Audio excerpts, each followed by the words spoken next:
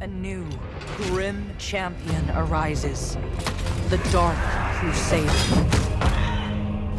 Glorious, forgive me. It's to you this weapon of deliverance to a worthier servant than I.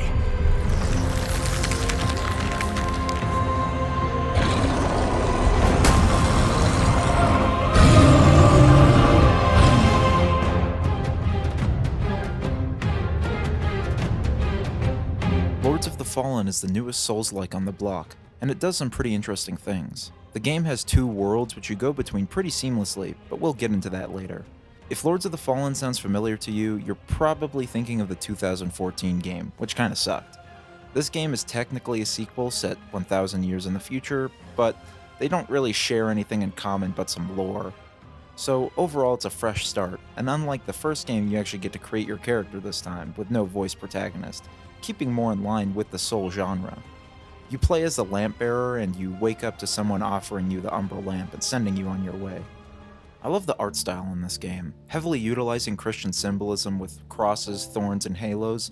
It's a nice take on that style. It's also definitely inspired by metal album covers, which just kinda goes with the rule of cool. All the armor sets look sick as hell too. So for all the fashion Souls people out there, there's a lot of cool armor and clothes to mess around with. Enemy designs are alright, a lot of them don't really stand out, but I like the Umbral guys that open their big face, and the enemies with the spiked helmet, there's a couple more. I think that does come from a lack of enemy types for each area. They reuse models and animations with some enemies, but give them new armor and abilities. But it doesn't really harm gameplay. One of my main problems with the game is the soundtrack. In all the ads for the game, they played metal and rock music, and I was really hoping for a soundtrack that would fit that. I think it would be a lot more unique than what is currently in the game. Nothing against the soundtrack, but it's a bit generic. It fits, but nothing memorable. Overall, the sound design is fine. I like the parry sound and some of the grand hammer sounds, but nothing too out of the ordinary. Environments early game are a bit samey, but later on they do get more interesting. Nothing you haven't seen in a Souls game, but some of the vistas are really neat. I like the giant hand off in the distance or this exploding beacon. Overall, nothing too interesting though. Some late game areas do get better, but it's mostly alright. When you start the game, you have the basic Souls-like character creator. Choose your class, customize your face, body, and hair, then name your character, and you're on your way. If you're familiar with any of the Dark Souls games or other Souls-likes, you should feel pretty at home. It has your basic stamina meter, your dodge roll, your light attack, and your heavy attacks. All enemies also have a posture meter, which can reduce by attacking or parrying them. You can tell how much they have by a little circle around the lock-on reticle. I like how non-obtrusive it is, and it's still really easy to read. Once the circle is empty, you can stagger them by doing a charged heavy attack, kick, or parry. When they're staggered, you can do a grievous strike, which is kinda like a critical strike, that does a lot of damage. You can also switch between two-handing and one-handing weapons mid-combo to kind of come up with your own combos, which I think is really cool. Every weapon moveset also has a multi-hit combo attack, but I never really use these. I've heard some people have problems with combat because when you attack it moves your character forward, but I got used to it pretty fast and didn't mind it at all. Your dodge also goes pretty far, but when locked on the game does allow you to do a short dodge, similar to Bloodborne or Sekiro. It can allow for quicker and more skilled movements just to dodge instead of rolling through an enemy's attack, which means you need less recovery time to start your own attack. You can still roll while locked on just by double tapping the dodge button, so it's the best of both worlds. Speaking of both worlds, this game does have you go between two worlds consistently, and pretty seamlessly too. The living world is called Axiom. This is your main world where most stuff can be accessed. The world of the dead is called Umbral. You can get there by sacrificing your Axiom life, or just by dying normally. You can also peer into Umbral at any time with your lamp while in Axiom. I love the effect this gives off and how seamless it is. It's really cool, and I haven't really seen anything like it before. One thing I was worried about in this game, before it came out, was if the two-world mechanic was going to be really gimmicky and not have that much use, but I was very wrong.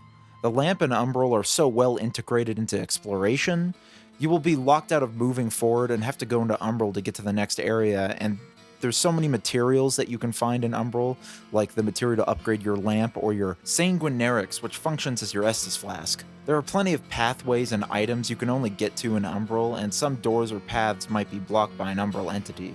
And to get rid of them, you have to go into Umbral and find all these bodies that are attached to it, and get rid of all of them. Once you get rid of them, the path is open to you, so overall they made them mesh together pretty well, and it's definitely not just a one-note gimmick, and plays really well into the gameplay loop. Your Umbral lamp can be used for more than just traversing Umbral. You can also soul flay enemies, allowing you to pull out their soul and deal wither damage to them. It can also be used to move enemies around, for instance off a cliff. You do this by soul flaying an enemy and moving in the direction you want them to go. It's great for a lot of harder enemies, especially early game in Pilgrim's Perch. Soulflay will work on some bosses, but not all of them. Usually if it doesn't work on them, it will eat up some of their posture. Some enemies and bosses will have umbral parasites. You can get rid of these by using the suck ability with your lamp. You don't have to go into Umbral to deal with these, you can just hold up your lamp and you'll be able to see them. If you are in Umbral and you see these parasites, you can also just attack them to get rid of them.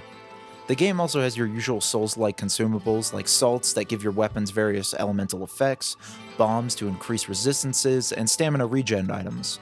The game also takes a very different approach to ranged combat compared to its counterparts. Instead of being consumable items or ammo, you have a shared ammo pool for all items that recharges at Vestiges. And this game has some pretty fun ranged options. They have bows and crossbows, but they also have a lot of throwables. Knives, hammers, spears, bombs, my personal favorite, banners.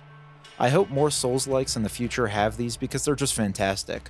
I've only found 3, but one buffs damage, another heals, and the last one does damage. You can see how much ammo each item will cost in their description. They take a shared ammo pool that all your ranged weapons use. If you want to increase your maximum ammo, you just have to increase your vitality or endurance. Vitality and endurance also increase carry capacity, which is very nice. Magic works very similarly to ammo. You can increase how much mana you have by leveling up one of the 2 magic stats. To cast magic, you'll need a catalyst. The game has 3 schools of magic: Radiance, Rogar, and Umbral. Each school needs a catalyst that was made for that school, but you can get certain items which allow you to use any catalyst with a certain kind of magic. Catalysts will have a different amount of spell slots with a maximum of 5, I believe, and they will all have different scaling. You can equip spells whenever you want just from your inventory, so you don't have to rest like in the Souls games. I like level design overall. It feels more like the old Souls games, with a lot of shortcuts back to the central area Skyrest Bridge, and many shortcuts to other vestiges. Sometimes you will go a while without finding a vestige. Vestiges are your bonfire, by the way. To make up for the distances between vestiges, you can get items called vestige seeds. These can be acquired by purchasing them from a merchant, by defeating bosses, or by killing umbral moth enemies.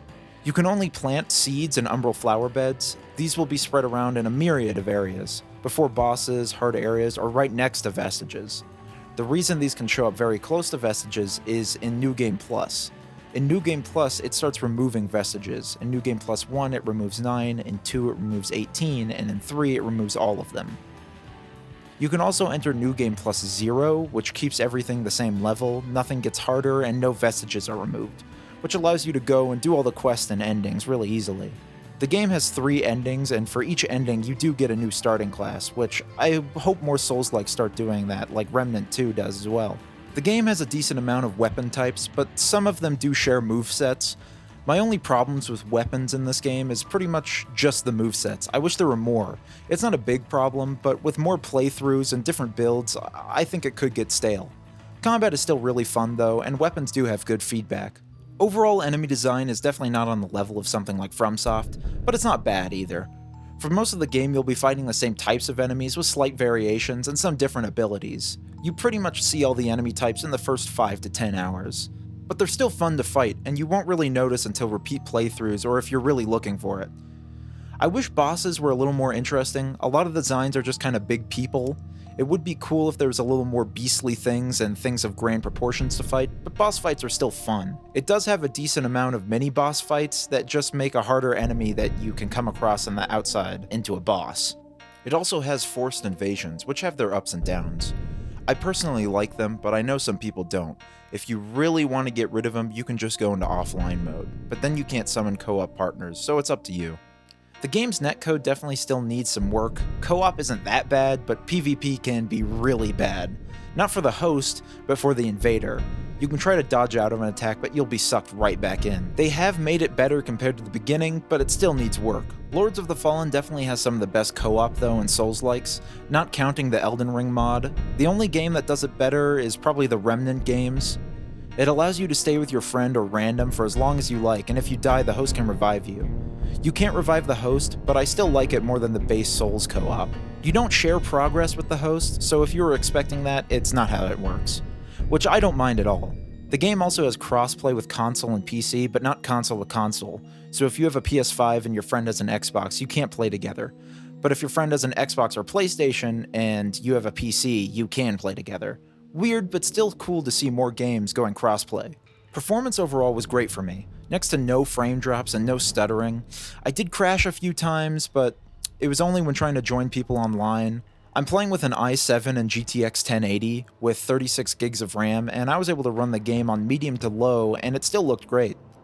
Just make sure to update your drivers. I know a lot of people are having troubles running this game on newer rigs with the RTX series, so I can't say for that, but if you have something similar to my system, you should do great.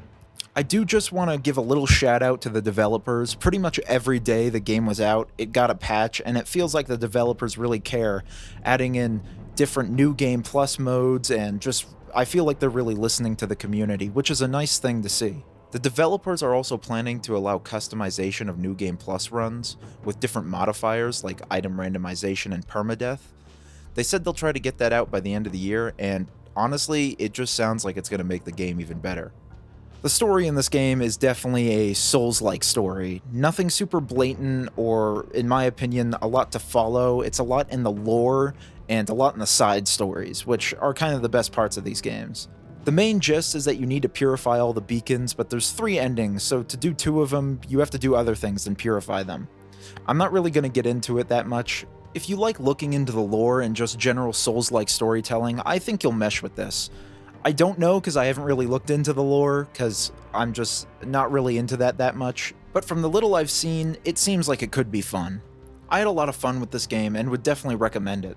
The gameplay is fun, the lamp mechanic is really well integrated, and it has a pretty kick-ass art style. If you like Souls-likes and you're looking for a new one, I would recommend picking this up. You can get it on PS5, Xbox Series S and X, and PC.